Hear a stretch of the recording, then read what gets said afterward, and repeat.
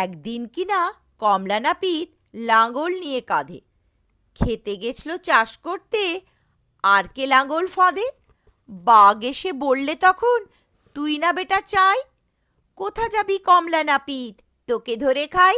নাপিত বললে, ওরে বাঘ, তুই যে ভারী বোকা, ভরবে না পেট এখন খেলে, দেখছিস না আমি রোগা।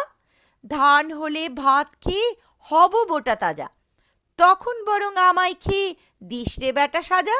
বাঘ বললে, ভালোই কথা, ধান হবে কবে, তোমরা এসে লাঙল টানো, জলদি হবে তবে। বুড়া বাঘ বন থেকে আরেক বাঘ এনে চাষ করে দিল ক্ষেত লাঙল টেনে টেনে। তারপরে হলো ধান বাঘেরা সব মিলে, ধানের বোঝা বয়ে নিয়ে ঘরে পৌঁছে দিলে।